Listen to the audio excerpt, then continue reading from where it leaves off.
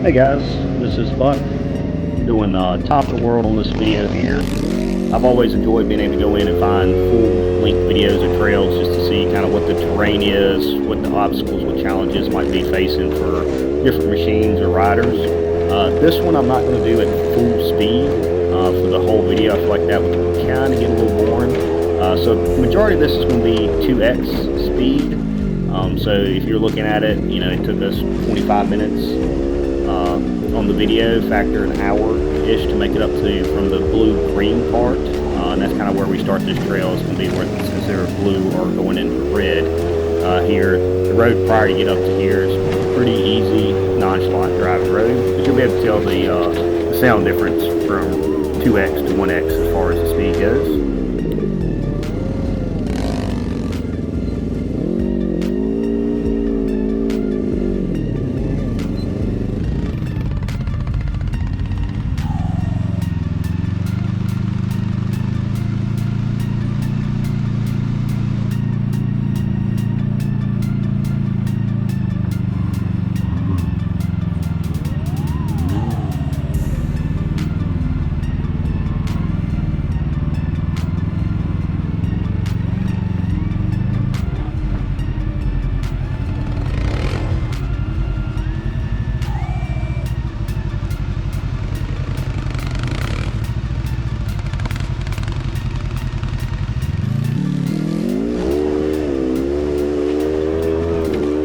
Gotta love how videos always make it look like you're going perfectly flat, even if you're going uphill or downhill.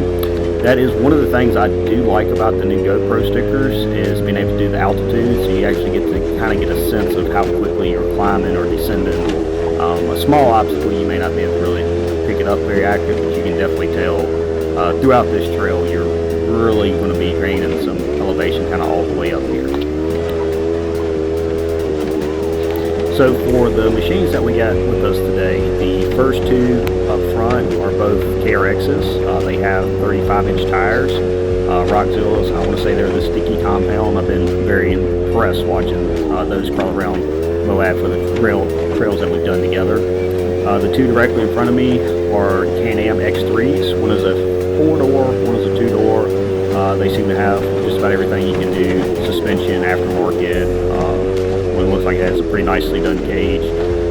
Very capable machine. Behind me, and what's actually rocking the GoPro today, is Jason's machine. He's got a KRX with 35-inch BF Goodrich tires, no skid plates. And behind him is Desert with his Pioneer, 32-inch, 6-inch long travel suspension. Probably one of the more impressively built Pioneers if you're on their Facebook page or forums or groups. And then that's me on the little CRF 230L.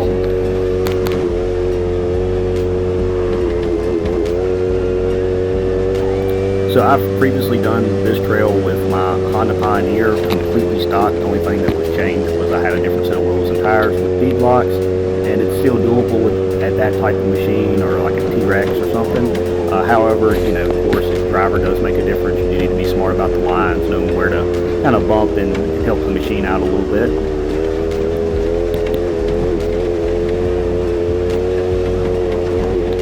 Today I was solo, so I took out the CRF 230L. This bike was only made for a couple years. It is a go off-road. It can really go just about anywhere you need it to. This suspension is very limited. This is probably the worst suspension of any Honda dual sport ever made. If you've ever driven like the little basic 230F, the little small trail model, the suspension on the F is actually better than this L. A lot of these little spots in here, it really does not take much for me to actually bottom the shock out. The same thing with ledges. There's some ledges that I'll hit that maybe I need to hit with a little bit more speed, but it doesn't take much for the front shock to just be bottom out and it's rebounding the bike versus soaking up the ledge or a point. Days like today kind of really make me want a KTM or a Beta or just some of the awesome, you know, plated dual sport type bikes. Though this one, great fuel efficiency wise and Honda fashion, has been absolutely reliable and taking me anywhere I really needed to go.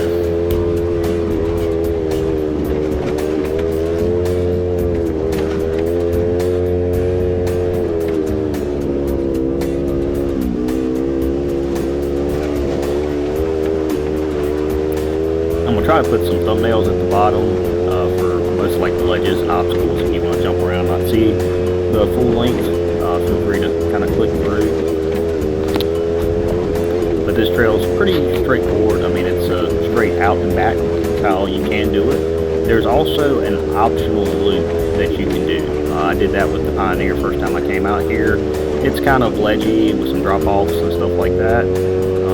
Nothing too crazy, but with me not having any type of skid plate on the bike and ledges on a motorcycle just ain't the funnest thing to do. I couldn't remember if there was a good motorcycle line to that stuff, so today I actually ran out and then came back the same line.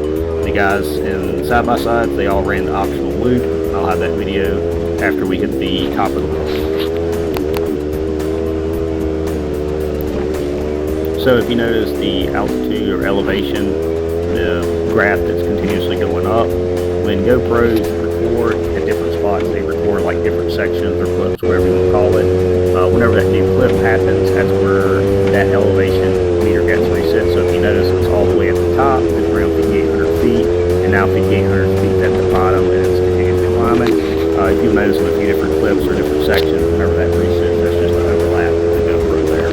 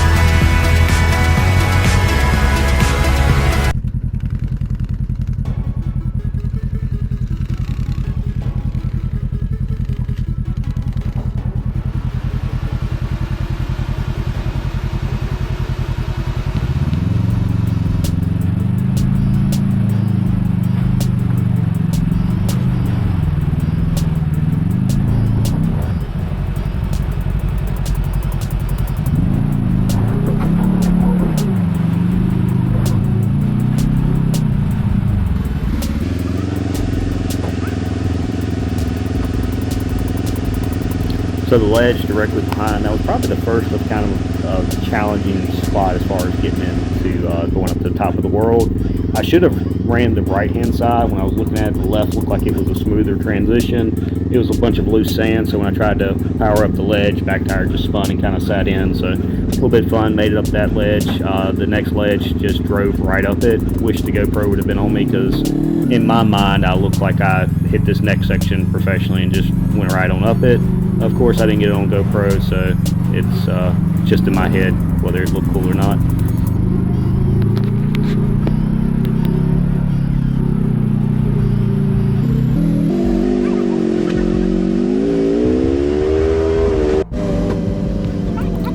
Now this trail is definitely doable with a decent plated type dual sport. It's fairly capable, somewhat light, that sort of thing. I am curious, has anybody seen a bigger, heavier venture bike like loaded with gear do this type of trail?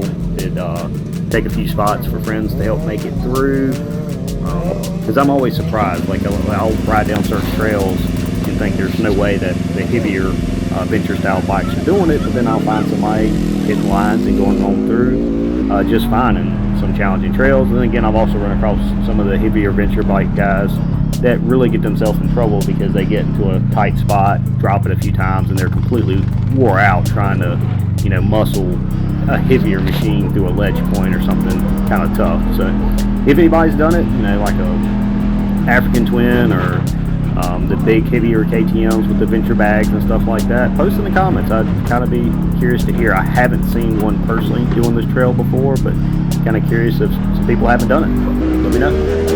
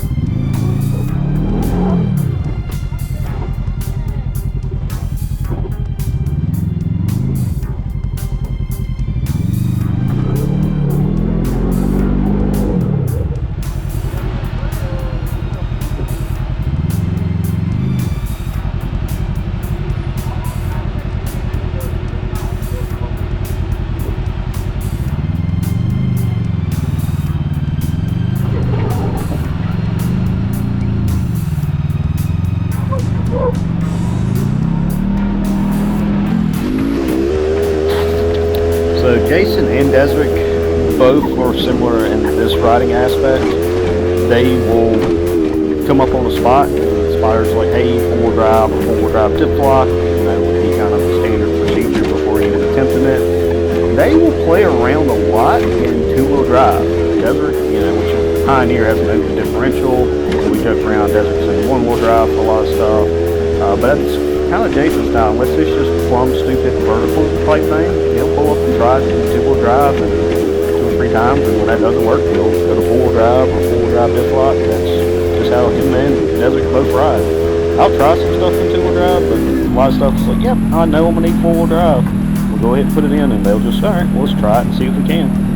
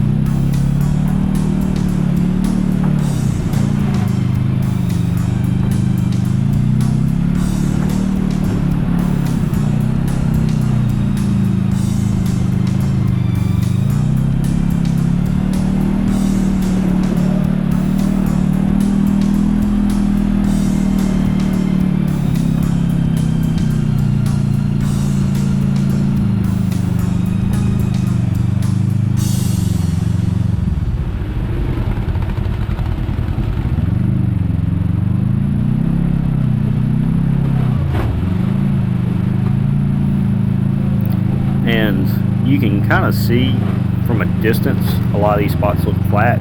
Once you get up on them, you can tell, hey, that's not a perfectly flat spot. That's a 6-12 foot plus ledge, or something that's even a little bit more ledgy with an undercut. The KRX has got a great suspension on it, 35-inch tires, so it does soak up a lot of this stuff. And then the GoPro, I like the optical stabilization because it doesn't feel like you're getting jarred around watching it, but sometimes it can be a little bit misleading in what you're actually looking at while you're going down a trail like this. This is a very bumpy section of the trail. You know, when you see us run 3 or 4 miles an hour, we're not just cutting through this.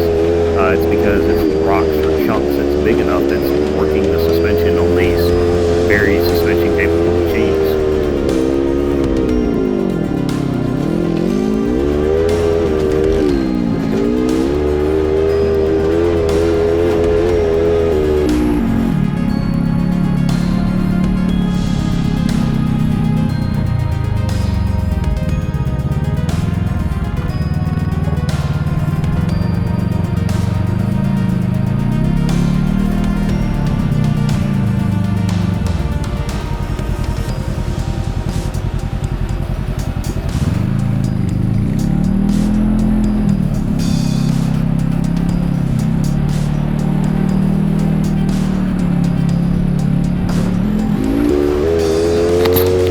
So when we're talking about pace, I'm on a dual sport keeping a decent pace. All the side-by-sides are in this group have very flush suspension. A lot of these smaller rocks and stuff, they're running over and keeping a decent pace, and it's really not rough on them or the machine.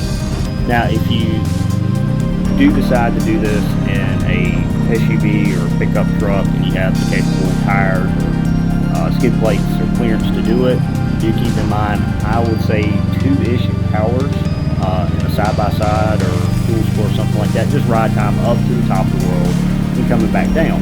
Now, of course, you're going to want to hang out at the top of the world, and I like making a loop here and going Rose Garden Hill versus just riding the same thing up back, which is a totally different challenge in itself. Now, if you did decide to do this in a pickup truck or a Jeep or something like that, I'd say 3 to 5 hours. The first time I did it in the Pioneer stock, there was a group of Jeeps that were pretty much 30, 40 minutes ahead of me on the trail. I caught up with them about halfway, and all of them were very capable walkers, didn't struggle with obstacles. It was just the pace they were running, and still beat them up to the top of the world by a good bit. So I'm going to say that's a pretty accurate time. Like if I took my Toyota pickup truck through this, I would plan 3 to 5 hours if I was going to go to the top of the world and then come back the same way and not do Rose Garden Hill. I think that would be an accurate time-wise for something that's going to want to go a little bit slower, not to hit yourself or your vehicle up along the way.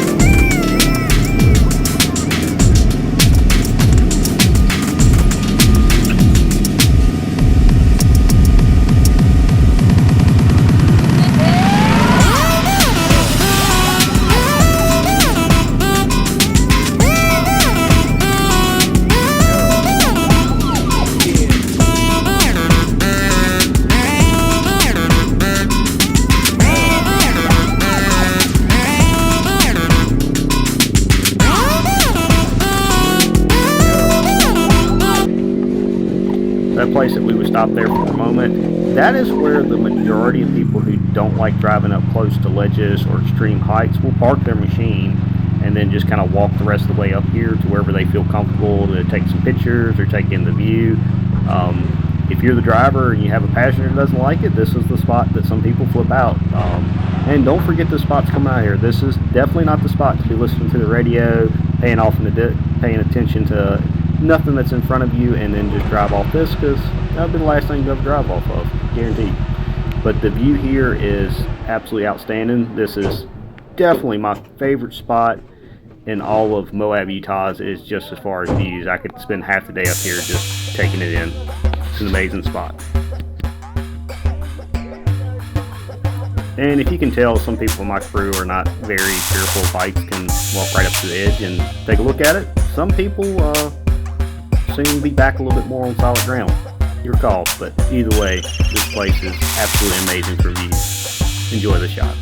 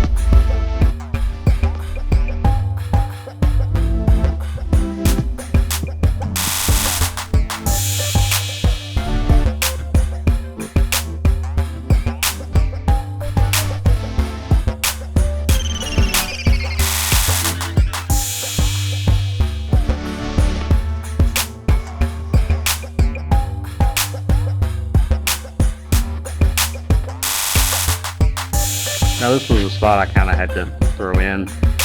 You can see through the rock section there down to the ground below, and you can kind of just tell over the years, like whether it's snow and ice or wind, how that's slowly breaking away in that section. How many years it'll take, I have no idea, but that is our world evolving right there in front of us. Pretty cool. You can see that shelf line just continue out to the edge there. Now, of course, you got to take a few pictures at the ledge. If you walk back, that's probably the best angle as far as getting some good shots there. And this is one from a trip with my sister. That's me and my crazy sister sitting out on the ledge there. One of my favorite pictures from previous. Now, this is the loop going back. So when you get to the top of the world, you can go to the left, and that's going to make a loop. I got the little terrain view. You can see, you'll eventually see where it comes back into the trail here. Now, I had done this before in the Pioneer. I remember it being very ledgy, so this is why I decided not to take the bike. But you get to actually watch Desert's machine kind of bounce around and do some of these ledges with the old glory hanging off the back there, always making a cool backdrop.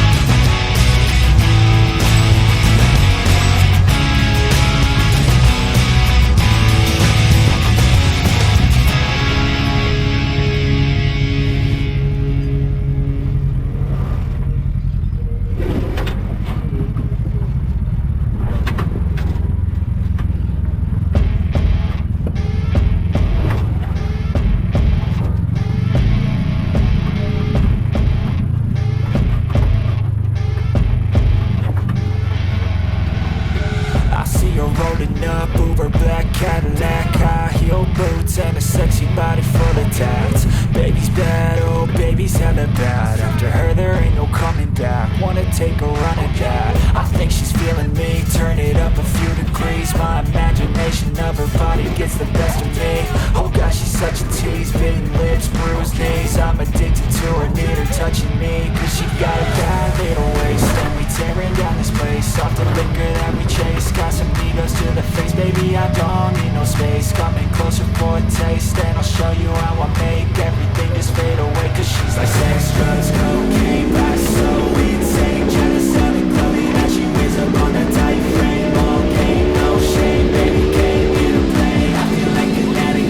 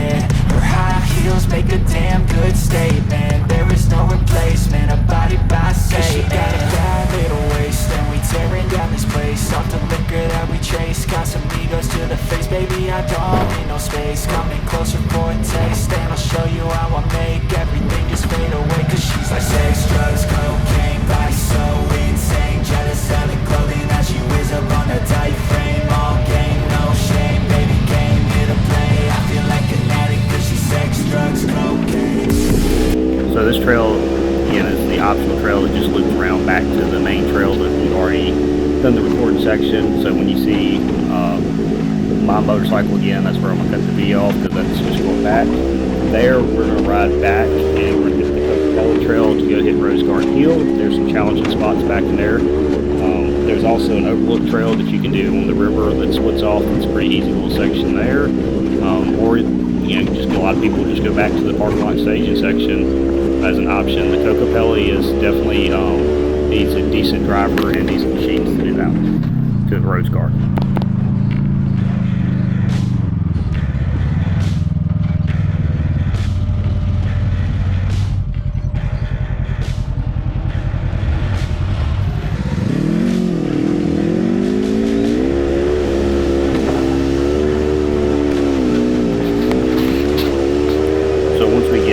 Back, we're running Coca-Cola to hit Rose Garden Hill, which will put us descending the hill. It is possible to go up the hill too. There was a group of pretty capable Jeeps that had made it up before we started going down. There was also a Jeep that tried making it up, broke some stuff, had to get her turned around to come back down the hill. I would advise if you're in a shorter wheelbase machine, that coming down would be the smarter loop. If you're a little bit more wheelbase, really looking for a challenge, going up Rose Garden Hill, short wheelbase would be quite the challenge there.